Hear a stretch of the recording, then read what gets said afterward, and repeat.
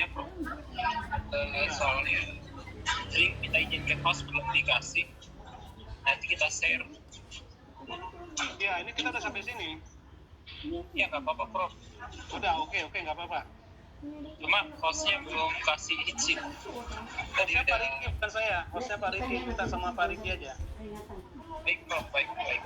Sini, kita copy paste, masukkan ke data yang dia di sini observasinya ada 10 ya, kuliah kedua, data di kuliah kedua.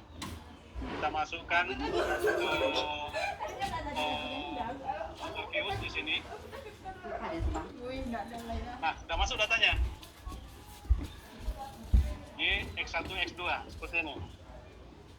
Sudah bisa Bapak Ibu? Sudah ya? Oke, bagus. Nah, supaya datanya tidak berubah-ubah, kadang-kadang kita klik tangan, datanya bisa berubah. Di sini kita edit, di sini kita klik edit. Kita klik edit. Klik. Bentar Pak, maaf Pak, bentar Pak. Iya, datanya seperti ini kan?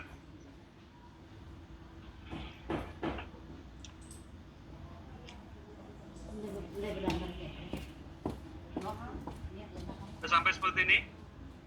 Maaf Pak, kalau salah ngopi, hapusnya gimana ya? Kenapa?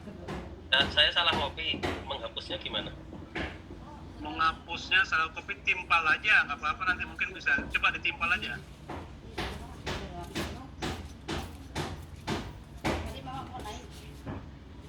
Nah ya, jadi kalau ini kita klik edit, nah datanya seperti ini, ya kan? Sudah. Nah, datanya udah masuk di sini, di work file demand-nya di sini, gitu, ya kan? Udah masuk ke work file demand. Nah, kemudian kita mau buat regresinya ya. Sekarang karena datanya sudah ada, sudah masuk di work file demand. Ada baiknya di work file demand ini kita save ya. Ini kan ada save di sini di work file demand. Kita save supaya datanya ketika nanti kita tutup dia nggak hilang gitu, ya kan? Kita save. Nah, double precision, oke. Nah, datanya udah tersimpan di sini. Ketika kita matikan nanti komputernya, datanya masih ada gitu, insya Allah. Nah, udah ya, kita balik lagi sini. Udah. Pak, cara nyimpennya gimana Pak? Bisa diulang? Ini di sini work file demand, di atasnya di sini. Kita save. Klik save. Udah? Pilihnya yang double precision Pak? Double ya, double precision. Ini. Oke ya, tuh. Kita klik lagi file kosong, file yang udah berisi data tadi ini. Nih. Udah? Udah. Nah ya. Nah, sekarang kita mau melakukan regresi. Kita klik browse ini, udah. Kursornya di browse, sudah ya. Browse, make equation. Oke? Udah ya? Ya. Ya, ini seperti ini. Keluarnya seperti ini. Nah, kalau kita okekan saja juga regresinya bisa keluar gitu. Ya, saya error Pak. Hah? Ya, saya error. Datanya error. Alpha series error message. Mungkin ada yang salah kali Bapak gitu. Coba lagi diulang lagi seperti tadi. Nah, jadi di sini urutannya kan Y, X1, X2, C. C-nya di belakang. Harusnya C-nya itu setelah Y. Jadi C-nya kita pindahkan setelah Y.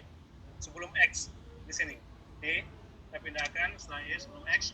C-nya yang di sini kita matikan. Kita matikan gini. Udah seperti ini ya, Bapak Ibu. Belum. Silakan. Lanjut Pak, lanjut. Masih error. Enggak, yang lain aja dulu. Kalau yang error nanti masalah kalau kita tunggu gitu. Lanjut Pak, lanjut aja Pak. Ya. Jadi YC, X1, X2 sudah ya? Nah. Sudah. Kalau sudah kita okekan. Bisa diokekan? Ya. Oke ya? Udah. Oke, keluar hasil seperti ini kita. Ya kan? Keluar hasil seperti ini. Nah, ini juga kalau Bapak mau simpan datanya ini juga bisa di eFuse. Bisa disimpan datanya di eFuse gitu. Ya kan, caranya adalah freeze, tekan freeze. ini, kemudian kasih nama, name, misalnya estimasi atau terserah Bapak.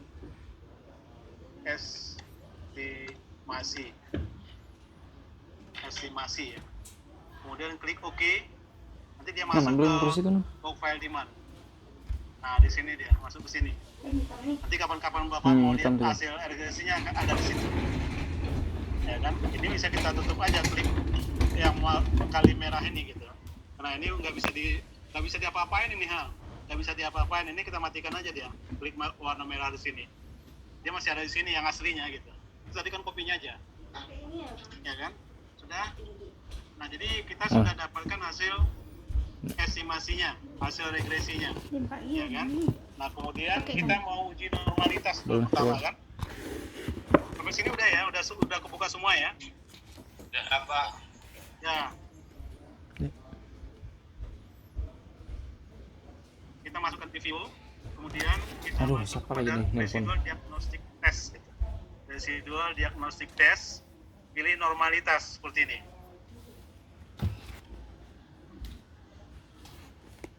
Pelan-pelan Kak, langkahnya step by step apa pelan-pelan Kak? Nih, sini ya, view ya. View, sudah? Sudah Pak. View, kemudian residual diagnostic sini. Kemudian kita pilih normality test. Udah? Enggak Pak. Oke, kita klik ya. Nah, ini hasil uji normalitas. Kalau Bapak Ibu mau simpan juga di situ bisa juga, supaya nanti ada hasilnya. Jadi freeze, name,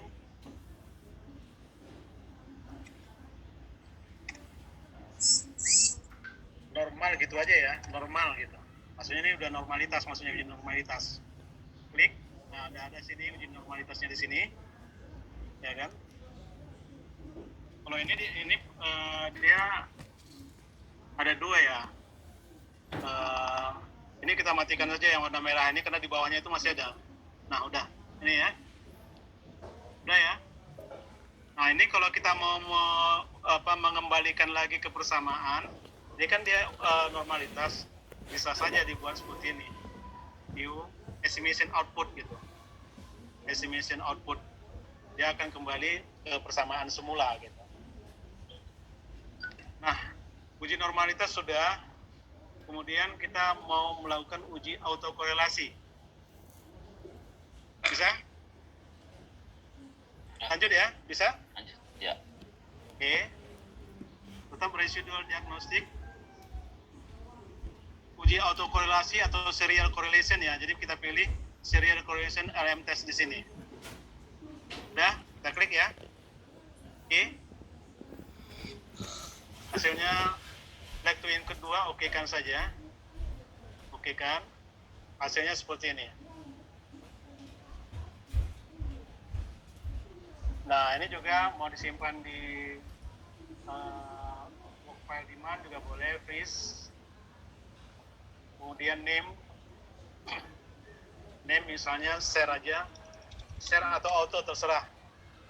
Auto misalnya, auto korelasi ya, singkatan dari auto korelasi. Ya, auto sudah ada. Ini kita hilangkan. Sudah ada. Udah. Kita balik lagi ke estimasinya. Nggak usah balik juga nggak apa-apa. Tadi kita balik ya. Sekarang kita nggak balik, itu nggak apa-apa juga. Misalnya langsung aja dari sini kita langsung ke heterochronicity juga bisa. Heterochronicity sini ya. Udah Bapak Ibu sudah sampai sini? Udah. Udah ya? Udah Pak. Udah, oke. Nih. Belum Pak, udah ketinggalan. Belum.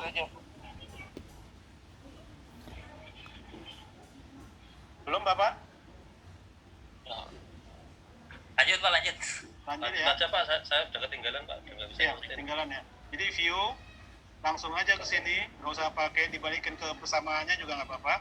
Ini heterochronicity. Oke. Nah, ini ada beberapa pilihan. Nanti kita bisa coba-coba gitu. Misalnya sementara kita pilih Bruce Pagan Burfree, itu yang paling atas dulu. Tadi kan ada pertanyaan dari Ibu tadi, eh, kalau kita pakai Bruce Pagan, Harvey Glaser, kenapa kita pakai Bruce Pagan, Harvey Glaser? Nanti kita lihat di sini hasil perbedaannya. Karena ada tadi pertanyaan itu kan. Nah, sekarang yang kita simpan pertama, mungkin hasilnya sama, saya juga belum cek.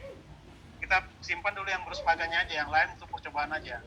Kita klik ya, kita klik hasilnya ini, ya kan? Tidak ada heterogeneity, ini kita simpan. Kemudian name, ini hetero. Oke. Nah, sudah ada hetero di sana, ini kita matikan. Nah, sekarang kita coba yang lain. Tadi kan pakai Bruce Pagan. Ini pakai Harvey. Harvey juga masih sama, memperlihatkan tidak ada heterogeneity. Ya, ya. Tinggal di sini aja. Ini kan ada beberapa pilihan tadi Bruce Pagan. Tinggal kita pindahkan kursornya ke Harvey. Gitu. Ya kan? Tadi saya udah memperlihatkan Harvey. Hasilnya juga sama, nggak signifikan, nggak ada hetero. Kita masuk ke bos. Ya. Sekarang kita Pak, salah. Salah. Kita masuk ke grade share sekarang. Kita coba grade share. Hasilnya gimana? Nah, grade share juga sama, tidak signifikan, berarti tidak ada hetero juga. Kemudian kita masuk ke yang berikutnya. White juga sering dipakai. White juga nggak ada. Jadi artinya sama gitu, bahwa tingkat akurasinya itu sama hasilnya kurang lebih gitu. White heterogeneity. Masih ada satu lagi kalau nggak salah ya. Kita coba satu lagi. ARCH ini juga sering digunakan untuk salah satu model ekonometrik, ARCH GATS model gitu. ARCH GATS model. ARCH GATS model itu persyaratannya adalah bahwa dalam model itu harus ada masalah hetero, baru kita bisa menggunakan ARCH GATS. Jadi di sini misalnya kita klik ARCH, nah juga nggak ada hetero di sini. Jadi artinya semua hasil pengujian tadi mengindikasikan tidak ada heterogeneity. Jadi asumsi homoskedasticity terpenuhi. Ya sudah, untuk hetero kita sudah. Sekarang kita masuk berikutnya pada linearitas. Linearitas kita nggak pakai uji yang pakai uji diagnostik residual, tapi di stabilitas dia. 6 series test di sini. 6 series test. Coba kita klik, jadi dapat hasilnya. Ini tadi yang dipresentasikan tadi, terlihat di sini tidak signifikan dia, berarti di sini modelnya linear gitu. Kemudian berikutnya kita bisa coba untuk tadi misalnya disability test juga, kita pakai job breakpoint. Oh, di sini bukan ini ya.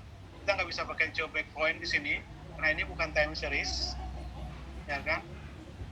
Ini pakai data cross section.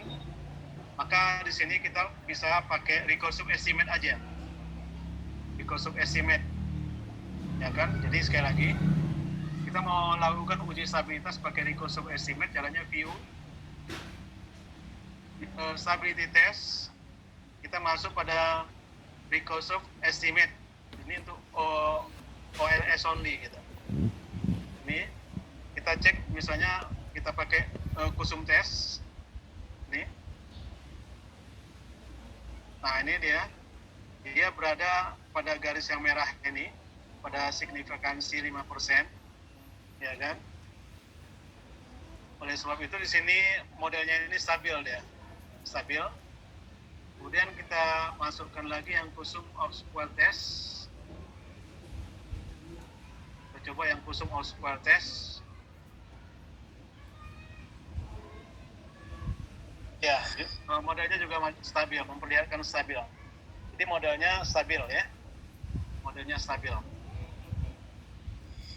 Jadi ini kita lihat, jadi artinya kita sudah melakukan pengujian seluruh model, ya kan? Baik tadi dari sisi teori, dari sisi signifikansinya, kemudian dari sisi asumsi klasik kita juga sudah lakukan, ya kan? Jadi terserah Izin, Bapak Pak. Ibu. Ya. Izin Pak mau nanya. Berarti tadi ada perbedaan ya Pak ya, kalau pengujian COW itu untuk time series, lalu yang recursive kusum ini kan yang Bapak bilang hanya untuk cross section. Bukan, maksud saya di sini betul bahwa untuk COW itu adalah untuk uji time series dia. Kalau untuk kusum dan kusum square test umum bisa digunakan untuk time series, bisa untuk cross section. Ini kan cross section, bisa kan? Tadi misalnya model time series tadi yang tabungan tadi kan itu time series. Kita bisa dua-duanya kalau time series, bisa pakai COW, bisa pakai kusum. Karena di sini COW breakpoint test ini untuk memperlihatkan apakah terjadi ketidakstabilan pada beberapa titik daripada roda waktu gitu. Ternyata setelah kita cek tadi pada tahun 1991 modelnya itu relatif tidak stabil gitu, ya kan? Relatif tidak stabil kalau pakai COW test gitu. Dua dari tiga tes tadi memperlihatkan ada masalah. Kalau pakai level 10% semuanya, 3 dari tes itu memperlihatkan bahwa model nggak stabil gitu kan. Tapi kalau pakai 5%, 2 dari 3 tes memperlihatkan nggak stabil pada model yang tabungan tadi. Jadi kalau dia time series bisa pakai COW test, COW breakpoint test, ataupun misalnya pakai kusum dan kusum square test gitu. Berarti itu dua tadi yang Bapak tampilkan itu untuk menguji parameter yang sama ya Pak ya, untuk stabilitas saja ya Pak? Stabilitas ya, untuk stabilitas. Nah, jadi udah kita sebenarnya tadi yang saya presentasikan tadi sudah diperagakan di sini bagaimana cara menghasilkannya, ya kan? Nah sekarang saya ingin memperlihatkan lagi atau ingin menunjukkan ketika misalnya kita melakukan regresi seperti ini, dalam persamaan regresi misalnya sebelumnya regresi umum kan disebutkan di situ misalnya regresi ini aja ya, regresi ini Y sama dengan C tambah B0 X1 tambah B0 C Y sama dengan C tambah B1 X1 tambah B2 X2 tambah error term, ada error term ya kan? Oh satu lagi tadi sini sebelum masuk ke sana, multicollinearity belum kita bahas, ya kan? Untuk menguji multicollinearity, kalau multicollinearity dia nggak dari hasil regresi ini, multicollinearity dia dari sini, dari data di sini, dari data ini. Jadi kalau dari sini kita view, ya kan? Kita masuk di sini covariant. Sekali lagi dari data udah Bapak Ibu udah buka ini? Udah ya? Belum sempat. Kalau belum sempat saya perlihatkan aja. Dari data spreadsheet ini kan spreadsheet ini ya. Dari data spreadsheet ini kita klik view, ya kan? Kalau saya klik spreadsheet katanya kan ini dia, ya kan? Datanya itu juga. Jadi ini data spreadsheet dalam bentuk spreadsheet. Kita klik view, kemudian kita klik covariant analysis gitu. Covariant analysis ini ya. Nah di sini. Nah ini ada korelasi, jadi kita pilih yang korelasi. Covariant sini kita matikan aja, ya kan? Kemudian yang lain-lain nggak usah kita perbaiki. Kita klik OK. Nah di sini dia 3-3 karena memang kita tampilkan di sini Y. Karena data keseluruhan. Kalau kita mau cuma 2 aja, Y-nya tadi dihilangkan dulu gitu. Yang ditampilkan itu X1, X2 aja. Tapi karena di sini ada variable start kan Y-nya juga muncul gitu. Izin Pak mau nanya. Kasih gitu. Matrikulasi gitu. Oke. Izin Pak mau nanya Pak. Kenapa? Kalau multi-call ini kan hanya untuk mengukur kalau seandainya ada hubungan, jadi Y independen sama independennya itu saling berhubungan kan ya Pak? Bukan. Independennya yang berhubungan ya? Ya, independennya yang berhubungan X1 dan X2 yang kita lihat di sini. Jadi ini misalnya ya, ini kan X2, kalau kita tarik sini kan, ini X2, ini X1. Nilai korelasinya itu min 0,856965 gitu. Ini dia. Jadi cukup besar ini, kan udah di atas 80%. Itu yang mengakibatkan tadi kalau kita lihat regresinya, dia nggak signifikan X1-nya. Kenapa nggak signifikan? Biasanya dari hasil regresi, yang signifikan itu kalau misalnya ada multiple di antara dua variabel ini, yang signifikan itu adalah yang lebih besar pengaruhnya terhadap Y. Jadi bagus juga kita munculkan semuanya. Yang lebih besar pengaruhnya terhadap Y, misalnya di antara X1 dan X2 yang mana? Nah, yang ini kita lihatkan. X2 lebih besar pengaruhnya 0,94, sedangkan X1 itu min 0,887 gitu. Maka yang terlihat signifikan itu adalah X2 dari hasil regresi, yang X1 tidak gitu. Ya kan? X1 tidak. Ya. Nah, itu tadi kan. Nah, udah sampai situ? Ada pertanyaan? Cukup? Nah, saya menjelaskan, ini kita balikkan dulu screenshotnya, ini tidak dibalikkan juga nggak apa-apa, kita balikkan dulu aja. Nah, ini ketika kita melakukan regresi seperti ini, tadi yang saya balik lagi untuk mengingatkan, dari model umum Y sama dengan C tambah B1 X1 tambah B2 X2 tambah error term. Nah, ketika kita melakukan regresi ini, di dalam work file demand ini, itu sudah tersimpan di situ residualnya gitu. Residual dari persamaan ini, residual, ya kan? Nah, jadi kalau kita mau melihat hasil residualnya, kita bisa cek di sini. Atau sebelumnya di sini, ini kita buka dulu. Nanti Bapak ingat angkanya, residualnya di sini. Nih, nah ini residualnya ya. Yang pertama, observasi pertama residualnya 7,88801, itu aja yang diingat. Kalau semuanya diingat kan nggak mungkin ya, nggak mungkin. Jadi, itu saja yang diingat. Nah, jadi itu kita lihat. Nah, di sini kita bisa lihat juga residual yang tadi, actual feature residual. Kita bisa pilih dengan tabel atau dengan grafik gitu. Kita pilih aja dengan tabel supaya lebih kelihatan angkanya. Nah ini. Nah, ini dia. Jadi actual feature residual. Yang kita perlihatkan tadi kan, kalau kita klik residual di sini, ini dia kan 7,8880 tadi gitu. Ya kan, ini residualnya. Apa itu residual? Residu itu adalah istilahnya kan residu ya. Residu itu sisa. Sisa itu adalah kesalahan dalam estimasi gitu. Ya kan, selisih antara nilai aktual dengan nilai estimasi. Ini nilai estimasi. Nilai aktual adalah ini. Kalau nilai aktual kan nggak pakai koma kan? Udah habis. Ya kan? Jadi 100 kurang 92 112 adalah 7,88 sekian gitu ya. Jadi itu. Jadi ini kita lihat di sini. Nah, kemudian, udah ya, ini tadi kita balik. Maaf Pak, berarti residual itu ada standarnya nggak sih Pak? Misalkan gini Pak, ketika residualnya makin kecil berarti nilai estimasi kita semakin bagus gitu, atau enggak, atau gimana?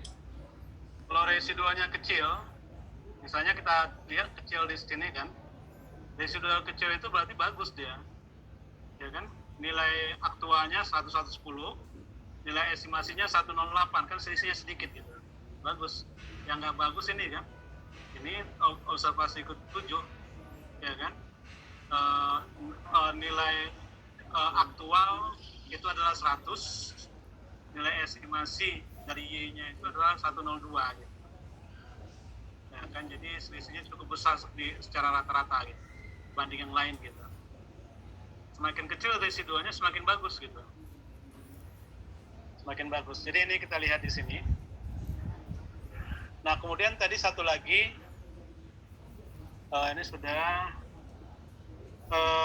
tadi kita mencoba untuk melakukan regresi satu persatu.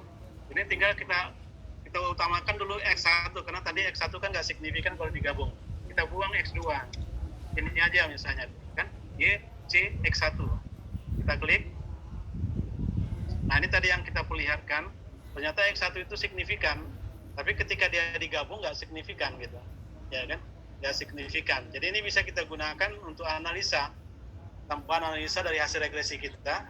Walaupun X1 tidak terlihat signifikan pada independen gabungan dari dua variabel itu, tetapi sesungguhnya dia signifikan. Tidak signifikannya dia karena adanya hubungan linear antara independen variabel X1 dengan X2. Ya kan? Nah, seperti itu. Saya pikir sudah semua. Ada pertanyaan lagi?